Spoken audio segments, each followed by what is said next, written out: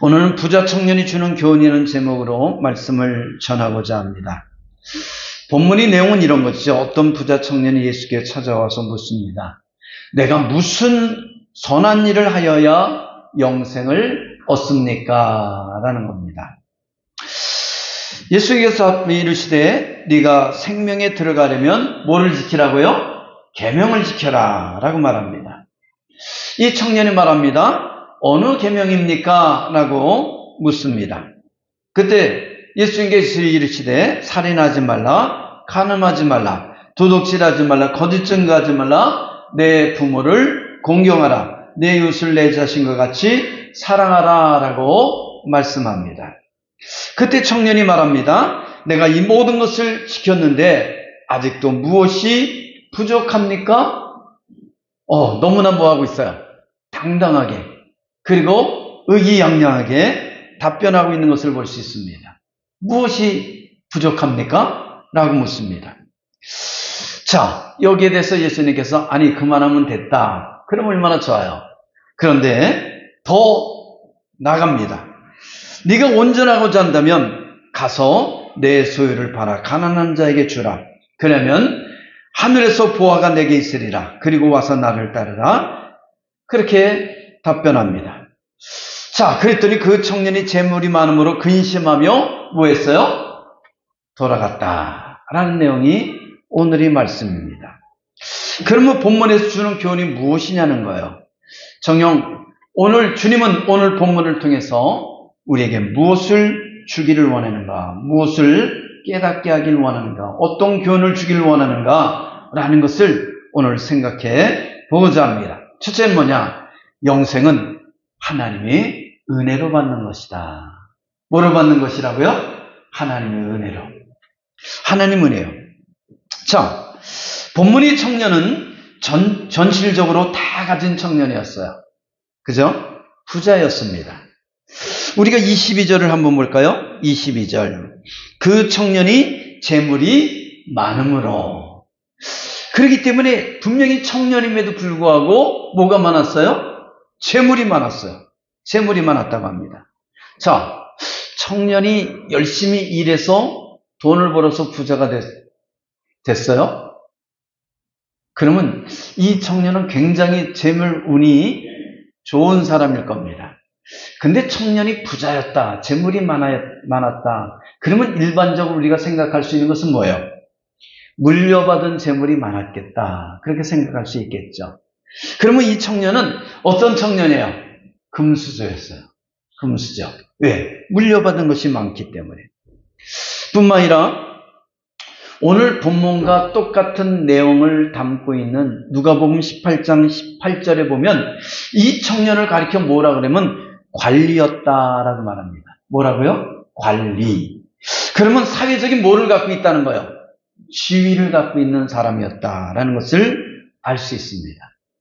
부자예요. 관리였어요. 사회적인 지위도 갖고 있습니다. 뿐만 아니라 이 청년은 도덕적으로는 뭐예요? 훌륭한 사람이었어요. 우리가 20절에 보니까 뭐라고 말하고 있습니까? 그 청년이 이르되 이 모든 것을 내가 지켰습니다. 그렇게 말하고 있어요. 뭘 지켰다는 거예요? 예수님께서 말씀하신 율법을 잘 지켰다는 겁니다. 그래서 살인하지 않았고 간음하지 않고 도둑질하지 않고 거짓 증거를 하지 않고 부모를 공경했고 내 이웃을 뭐 했어요? 내 이웃을 사랑했다라고 그렇게 말하고 있습니다. 자, 이것은 뭐예요? 윤리를 잘 지켰다는 거죠. 율법을 잘 지켰습니다. 도덕적으로 뭐예요? 흠잡을 데 없는 그런 청년이었어요. 자, 이 청년을 한마디로 요약하면 뭐예요? 부자요, 관리요, 또한 도덕적으로 흠잡을 데 없는 율법을 잘 지키는 그런 청년이었다라는 것이죠. 그런데 이 청년에게는 한 가지 만족하지 못하는 게 있어요. 세상을 살아가는 그 삶 속에서는 다 가졌어요. 그죠? 다 가졌어요. 그런데 하나 좀 찝찝한 게 있었어요. 그게 뭐죠? 영생에 관한 문제예요. 영생. 내가 어떻게 해야지 영생을 얻으리까? 라는 거죠. 그래서 내가 무슨 선한 일을 하여야 영생을 얻을 수 있습니까? 라고 예수님께 찾아와서 묻는 것을 볼 수가 있다는 겁니다. 여러분, 세상 것은 다 가져서 부족함이 없는데 내가 죽어서 과연 내가 영생을 얻을 수 있을까? 천국에 갈 수 있을까?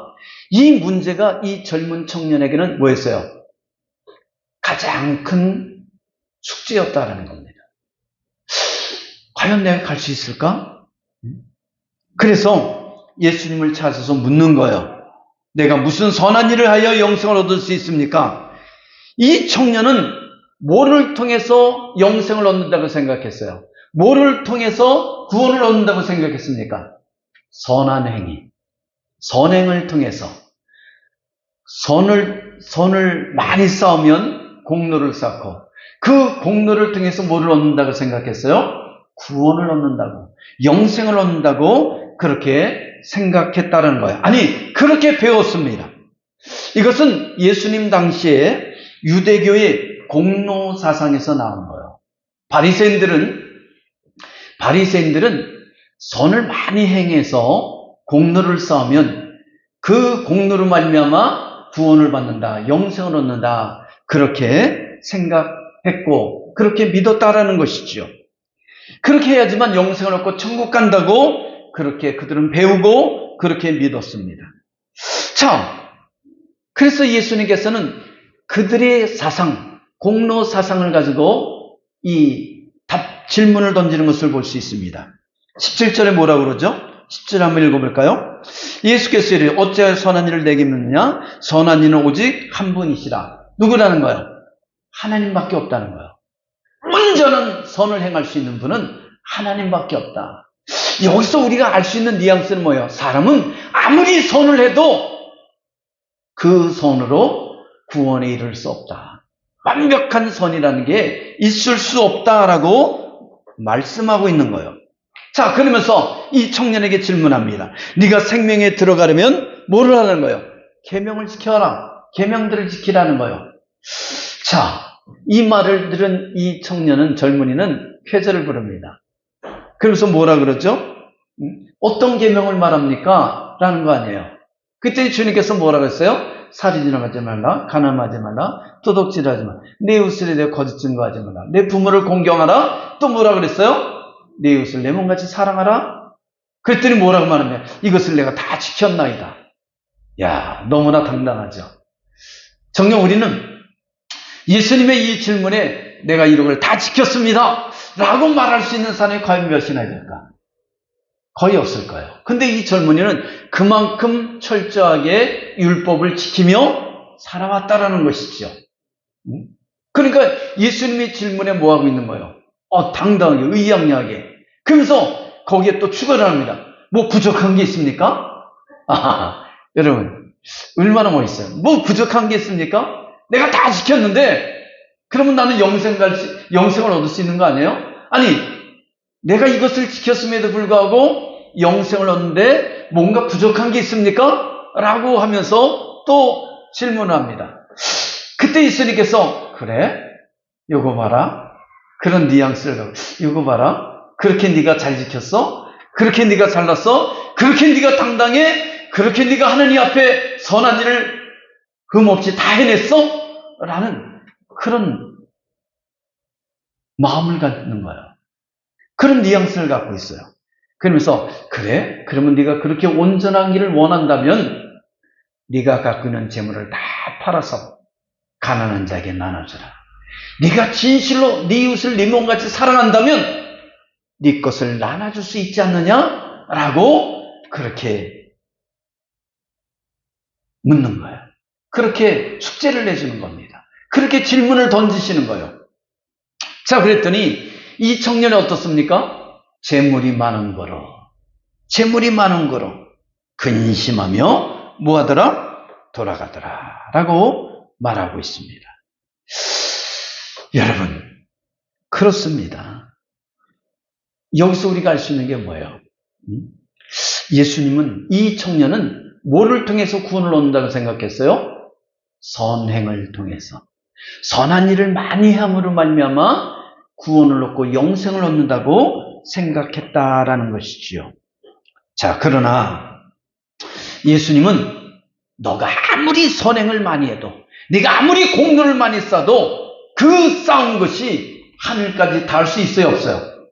하늘까지 닿을 수가 없다라고 말씀하고 있는 것을 볼 수가 있습니다.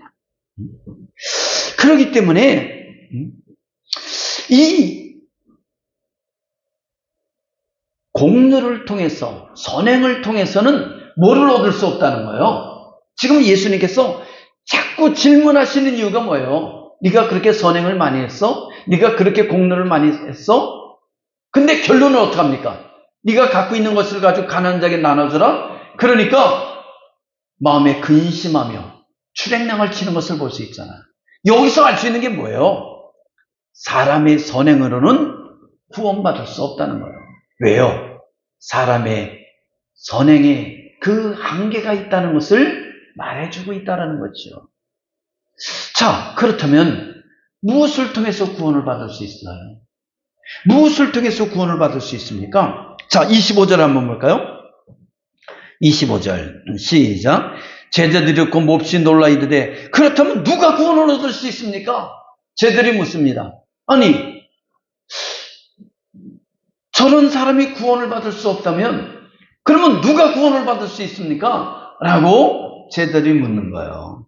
그랬더니 26절 봅니다. 26절 시작. 예수께서 그들을 보시며 이르시되 사람으로는 할 수 없으나 하나님으로서는 다 할 수 있나이다. 있느니라. 그래요. 구원은 사람으로 할 수 없지만 그러나 뭐로 할 수 있다는 거예요? 하나님만이 할 수 있다는 거예요.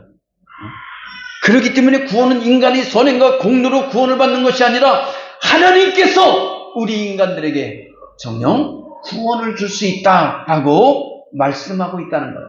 무슨 뜻입니까? 영생은 하나님의 은혜로 받을 수 있는 것이다 라는 것이에요. 그러면 하나님으로 할 수 있는 게 뭐예요? 하나님이 주시는 은혜가 뭐예요? 하나님이 주시는 은혜가 뭐예요? 그럼 바로 요한복음 3장 16절에 뭐라고 말씀하세요? 하나님이 세상을 이처럼 사랑하사 독생자를 주셨으니 이는 저를 믿는 자마다 멸망치 않고 영생을 얻게 하렵니다. 할렐루야. 그래. 하나님께서 세상을 너무나 사랑하셨어요. 하나님께서 당신이 창조한 인생들을 너무너무 사랑하셨어요. 그래서 그들의 죄를 통해서 지옥에 보낼 수 없으니 어떻게 했는 거예요? 독생자 예수 그리스도를 이 땅에 보내시어서 우리 죄를 다 끌어안고 십자가에 못 박혀 죽게 하셨어요. 예수님께서 흘리신 그 피가 우리의 죄를 대속하셨어요. 대속이 뭐죠? 대신 속죄하셨다. 대신 우리 죄를 씻어주셨다라는 것이죠. 그래서 그 누군지 예수 그리스도를 믿는 자에게 뭐를 주신 거예요? 구원을 주셨어요. 영생을 주신 거예요. 그래요. 그래서 주님께서 그 위에 말씀하시는 거예요. 선행으로 구원받는 게 아니야.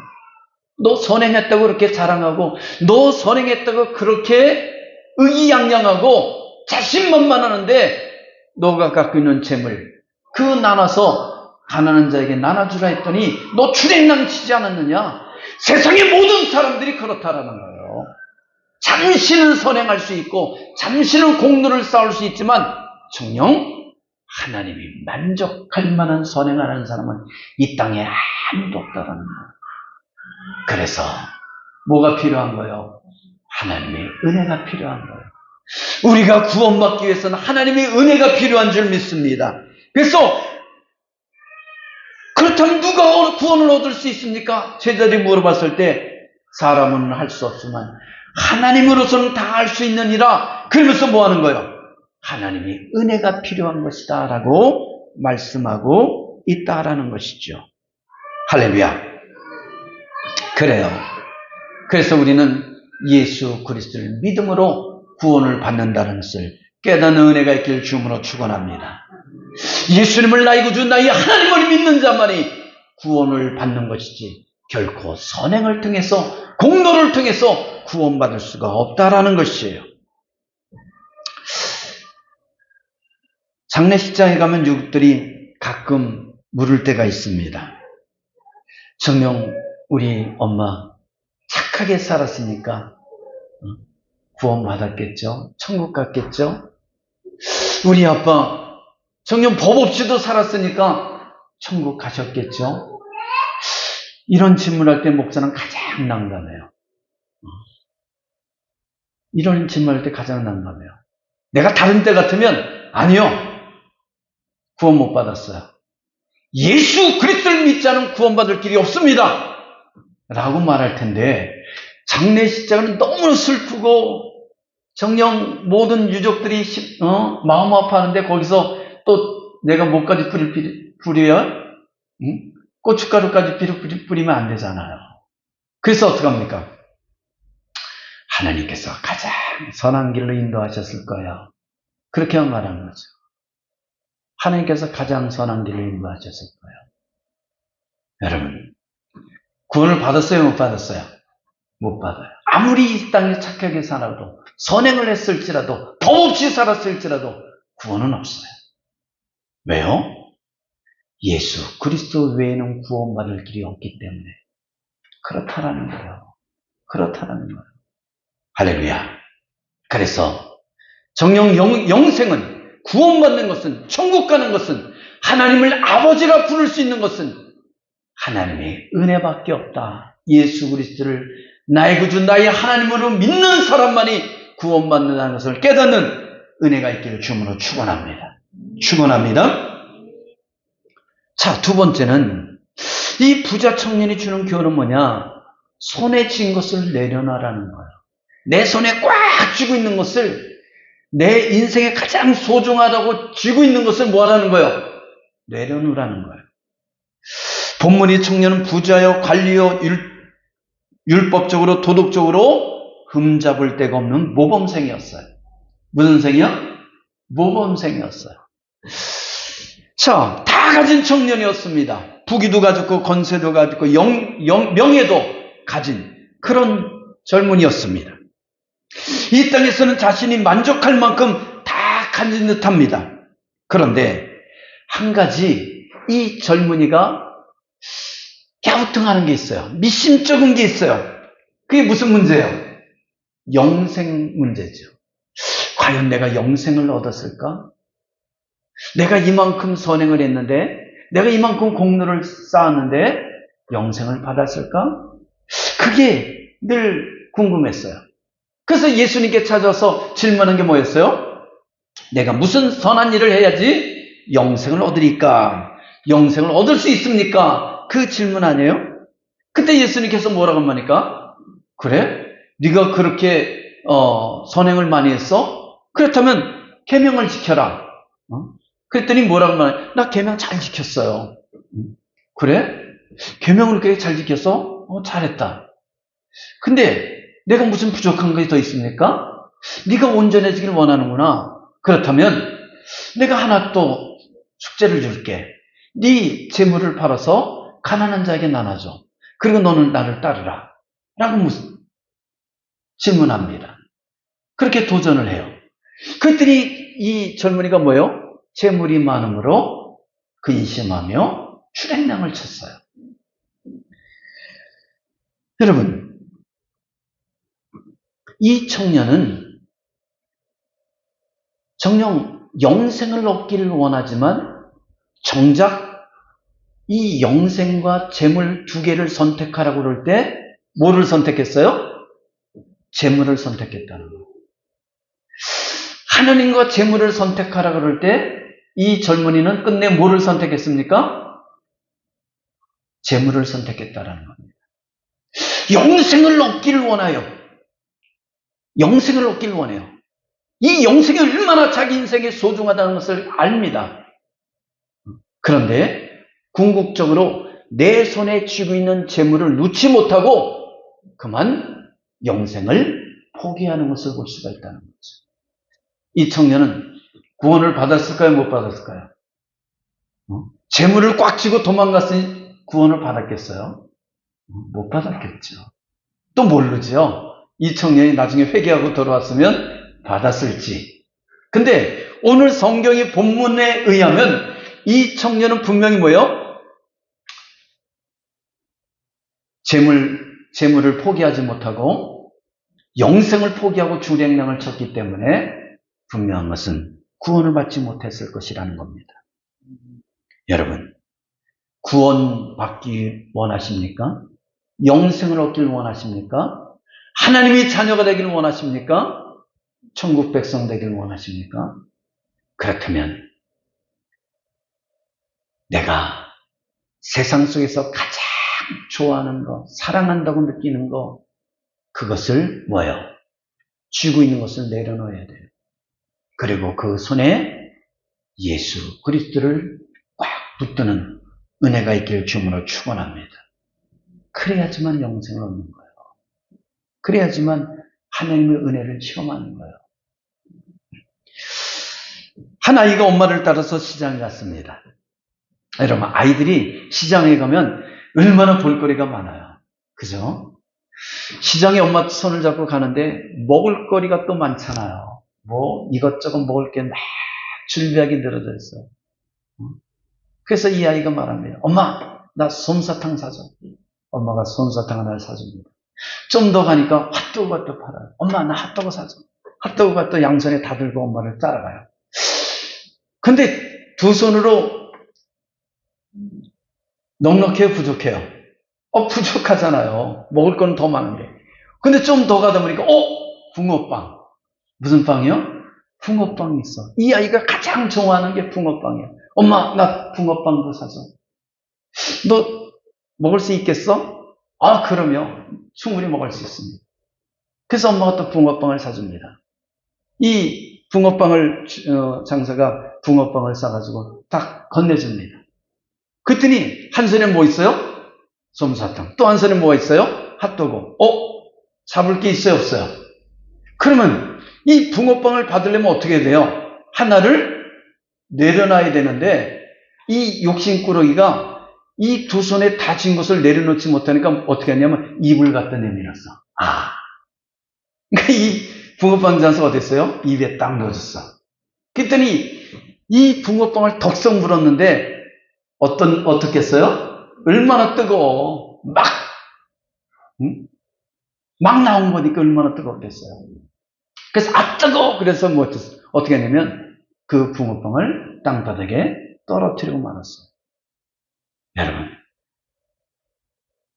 내가 가장 좋아하는 것을 얻기 위해서는 뭘 해야 돼요? 하나를 내려놔야 돼요. 한 손에 잡고 있는 걸 내려놔야 돼요. 어떻게 하면 돼요? 엄마한테 패스하면 되잖아요. 엄마 잠깐 들고 있어. 그리고 뭐예요? 그 붕어빵을 자꾸 먹으면 되죠.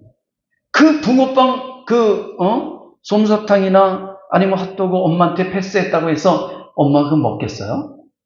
아니, 설령 한 모금 먹었다 할지라도 엄마는 내 거 먹었어? 그러면 어떻게 해? 걱정 마. 또 사줄게. 더 많은 걸 사주는 거예요. 여러분, 한 입 먹고 하나 더 사주면, 통째로 하나 더 사주면 땡 잡은 거지 뭐. 그잖아요. 근데 이 아이는 그 계산법을 알아요, 몰라요? 몰라요. 우리가 마치 그렇다니까요. 우리가 마치 그래요. 이 젊은이랑 똑같아요. 세상의 재물을 꽉 쥐고서 영생을 달라고 예수님께 그러는 거예요. 그런데 너 영생 얻고 싶으면 정녕 그 재물 나눠줘. 그 재물 꽉 쥐고 있는 걸 놔. 그랬더니 뭐라 그래요? 근심하며 돌아가는 거예요. 나 이거 놓을 수 없어요. 여러분, 놓지 못하는 결과는 뭡니까? 영생을 얻을 수 없는 것이죠.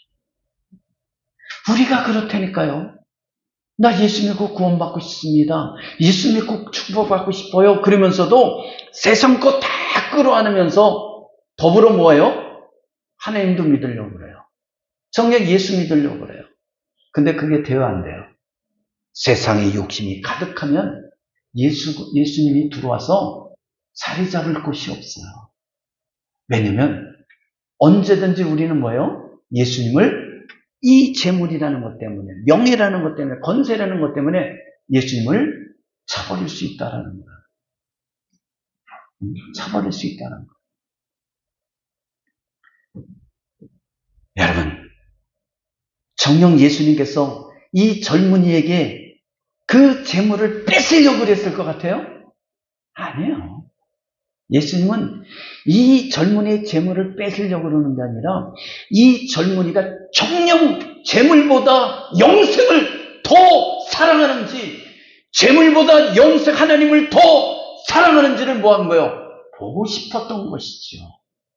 보고 싶었던 것이죠. 여러분, 내가 붕어빵을 진짜 더 좋아하면 뭐예요?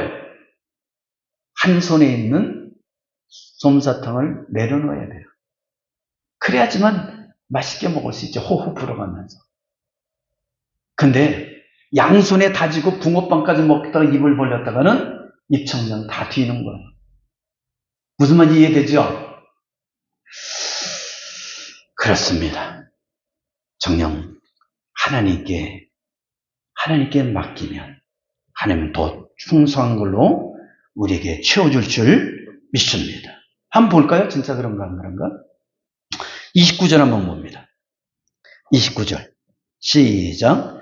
또 내 이름을 위하여 집이나 형제나 자매나 부모나 자식이나 전투를 뭐한 자는 버린 자마다 몇 배로? 여러 배로 받고 또 모두 얻어요? 영생을 상속하리라. 여러분, 정녕 주님을 위해서, 여기 29절에 보면 내 이름을 위하여, 이 내 이름은 누구를 말하는 거예요? 예수 그리스도를 위해서, 하나님을 위해서 내가 가지고 있는 모든 것을 버렸다면 하나님은 더 많은 것으로 여러 배로 30배, 60배, 100배로 모한다는 거예요. 채워주시겠다는 거예요. 뿐만 아니라 뭐까지 주신다는 거예요? 영생까지 주시겠다는 거예요. 여러분, 이것은 가난한 자에게 나눠주라는 것은 뭘 말하는 거예요? 하나님께서 네 걸 뺏겠다는 거예요? No. 더 많은 것을 주겠다는 거예요. 더 많은 것을 주려고 너희 마음을 보겠다라는 거예요. 너에게 그렇게 작은 것에 욕심이 있느냐? 그러면 큰 거를 줘도 어떻게 해요? 욕심을 부리겠죠. 그러면 욕심을 부리는 자에게 큰 것을 줘봤자 아무 소용이 없어요. 왜냐하면 더 큰 욕심장이가 되니까. 근데 작은 것을 줬더니 어떡합니까? 감사하거든요. 베풀고 나눌 줄 알거든요. 그러니까 어떻게 하는 거예요? 너 더 큰 것을 주면 더 큰 일을 하겠구나. 그래서 어떻게 해요? 더 큰 것을 주는 거예요. 뿐만 아니라 뭐 하죠? 영생까지 상속하리라. 할렐루야. 이게 손에 쥔 것을 내려놓는 자에게 주시는 하나님의 축복이라는 것을 깨닫길 축원합니다. 자, 세 번째는 뭐냐? 끝으로 나누고 베풀며 살라는 거예요. 뭐 하라고요? 나누며 내놓고 베풀며 살라. 동문이 청년은 어떤 사람이었어요? 부자였잖아요. 관리였어요. 율법적으로 도덕적으로 흠잡을 게 없는 모범생이었습니다. 다 가진 청년이었습니다. 부귀 건세 명예 다 가졌어요. 이 땅에서는 뭐 부족할 것이 없습니다. 흠잡을 것이 없습니다. 근데 이 청년에게는 꼭 갖고 싶은 게 있었어요. 다 가졌음에도 불구하고 진짜 갖고 싶은 게 있었어요. 그게 뭐예요? 그 영생이었어요. 영생이었어요. 그 영생을 갖고 싶다고 그러니까 예수님께서 뭐라 그래요? 그래? 그러면 네가 갖고 있는 것을 가난한 자에게 나눠줘. 그랬더니 영생과 재물과 막 견주다가 그래도 내가 재물을 포기할 수 없지. 차라리 영생을 포기하는 게 낫지. 그리고 뭐요? 근심하다며 돌아갔어요. 여러분, 주님은 이 청년에게 재물을 뺏으려고 그러는 것이 아니라 뭐 하길 원하는 거예요? 이 청년이 그릇을 보고서 더 많은 것을 주시려고 계획했다 그랬죠. 자, 뿐만 아니라 이 주님은 어땠습니까? 네가 내 이름을 위해서 뭐하면 전답과 그리고 너가 갖고 있는 모든 것을 버리면 내가 여러 배로 더 많은 것으로 뭐예요? 줄 뿐만 아니라 영생까지 너에게 주겠다. 그렇게 말씀하고 있는 것이잖아요. 여기서 우리가 알 수 있는 건 뭐냐면 예수를 믿는 것은 네가 나에게 찾아온 것은 영생을 얻기 위한 것이지 그 재물을 꽉 지기 위한 것이 아니지 않느냐. 네가 진실로 영생을 얻고 싶다면 너의 욕심을 뭐하라는 거야? 버리라는 거야. 너의 욕심을 버리라. 그리고 네가 갖고 있는 것을 뭐하라는 거야? 나눠주고 베풀라라고 말씀하고 있다는 거예요. 여러분, 예수를 믿는 본질은 뭐예요? 예수를 믿는 본질이 뭐죠? 부자 되는 거예요? 권력을 누리는 거예요? 명예를 얻는 거예요? 내가 늘 얘기하죠. 이거는 예수 믿을 때 주어지는 부스러기 축복이라고. 그러면 예수 믿는 본질은 뭐냐면 예수 믿는 그 핵심은 뭐냐면 예수를 믿음으로 내가 구원받는 거예요. 그리고 하나님이 자녀가 되는 거예요. 하나님이 자녀가 돼서 하나님 아버지라 부를 수 있는 특권을 갖는 거예요. 뿐만 아니라 내가 하나님의 자녀가 되었으므로 천국 갈 수 있는 자격을 얻는 것이죠. 할렐루야. 그래서 우리는 예수 믿는 사람들은 어떻게 살아야 돼요? 예수 그리스도를 닮아가는 삶을 사는 거예요. 예수 그리스도를 닮아가는 삶. 그게 바로 섬기고 나누고 베푸는 삶이에요.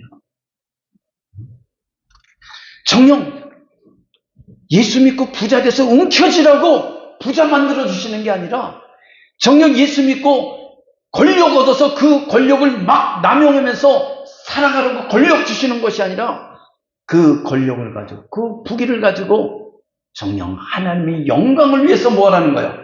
활용하고 사용하라고 주시는 줄 믿습니다. 그렇게 해서 주시는 거예요. 그렇기 때문에 우리가 잠언 보면은 잠언 19장 17절에 무슨 말이 있으면 가난한 자를 불쌍히 여기는 것은 여호와께 구워드리는 것이니 그의 선행을 그에게 뭐하리라? 갚아주시리. 여러분, 가난한 자를 불쌍히 여겨서 그 가난한 자를 돕는 것은 누가 꾼 거예요? 하나님이 우리에게 꾼 거래요. 하나님이 꿨으니까 꾼 거는 당연히 뭐 해야 돼요? 갚아야 되잖아요. 아니 하나님이 꾸고 안 갚어? 속된 말로 쌩까? 그럼 돼 안 돼요? 그런 하나님이 세상에 어디 있어? 하나님은 정녕 우리가 하나님이 아쉬울 게 뭐가 있어요? 아무것도 없어요. 하나님은 다 가지고 싶으신 분이죠. 우리가 눈물로 기도하며 애통하며 간구할 때 하나님께서는 들으시고 어떡합니까? 부어주시는 분이다. 할렐루야. 그 부어주심을 체험하는 우리 광민의 성도들에게 주님을 축원합니다.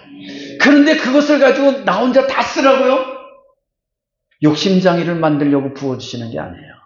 뭐 하라고요? 정녕 네가 그것을 가난한 자에게 하나님의 영광을 위해서 네가 쓴다면 내가 그것을 너에게 구운 것이다. 그러면 내가 너에게 뭐 하겠다는 거야? 갚아주겠다는 거야. 놀라운 말씀 아닙니까? 그렇기 때문에 하나님께서 나에게 주실 때는 뭐 하라는 거예요? 나는 베풀라고 주신다는 것을 깨닫기를 축원합니다. 이 젊은이를 보세요. 부자였습니다.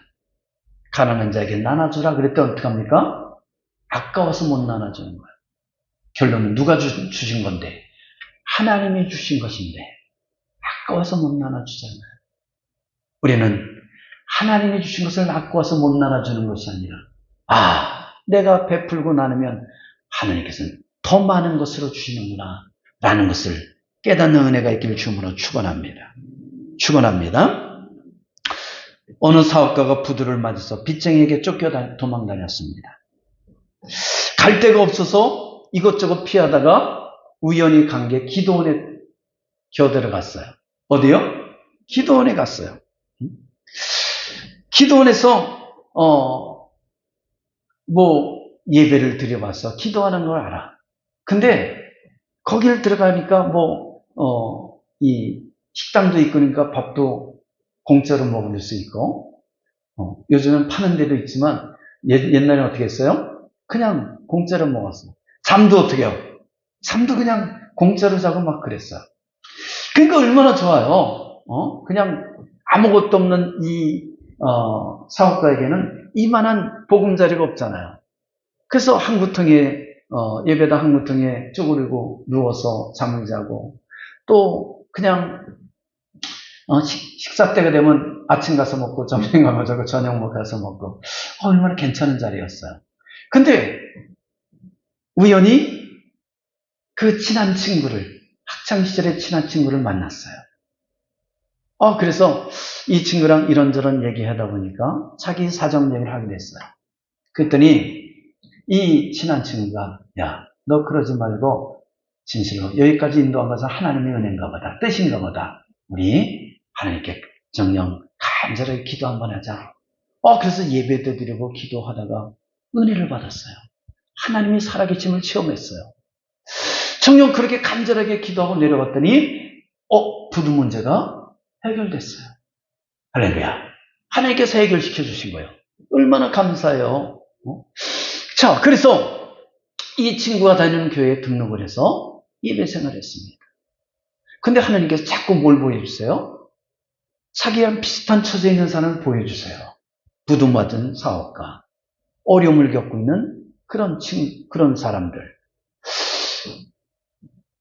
근데 그들을 전도해야 되는데 이 사람이 전도를 안 하는 거예요.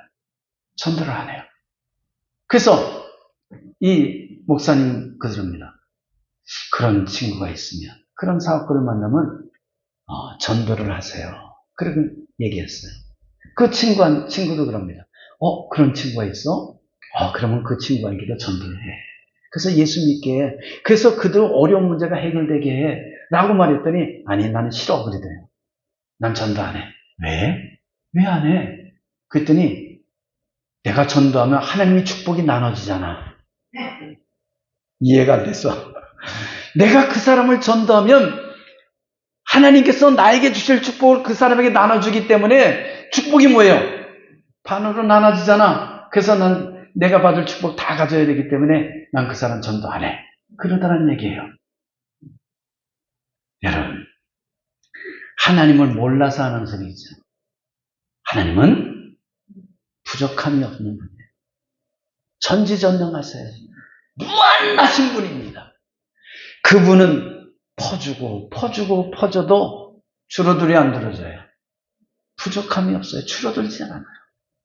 100명에게 정도에도 다 나눠줘도, 그 축복을 나눠줘도 하나님은 이 전 세계 사람들에게 그 은혜를, 축복을 다 나눠줘도 정녕 줄어들지 않아요. 할렐루야. 그렇기 때문에 내 축복이 나눠질까 걱정하지 말고 정녕 나눠주고 베풀고 전도하는 그런 손길이 되길 주님으로 축원합니다. 말씀을 맺고자 합니다. 예수를 모르는 사람이 예수를 전하시길 바랍니다. 예수를 믿고 구원받게 하시길 바랍니다. 어려움에 처한 사람에게 예수를 전하시길 바랍니다. 예수 믿고 어려움에서 벗어나게 하시길 바랍니다. 고난과 환난을 당하는 사람들에게 예수를 전하시길 바랍니다. 예수 믿고 고난과 환난에서 벗어나 행복과 평안을 누리게 하시길 바랍니다. 질과 질병으로 고통을 당하는 사람들에게 예수를 전하시길 바랍니다. 예수 믿고 질과 질병에서 치유받는, 그래서 건강하게 살아가는 그런 역사가 일어나게 하시길 바랍니다. 악한 영에 눌려서 고통당하는 사람들에게 예수를 전하시길 바랍니다. 정녕 예수께서는 그 흑암에 고통받는 사람들에게 흑암의 권세를, 악한 영들을 물리쳐 주시고 그들에게 자유와 평강을, 해방을 허락해 주실 줄 믿습니다. 기도합니다.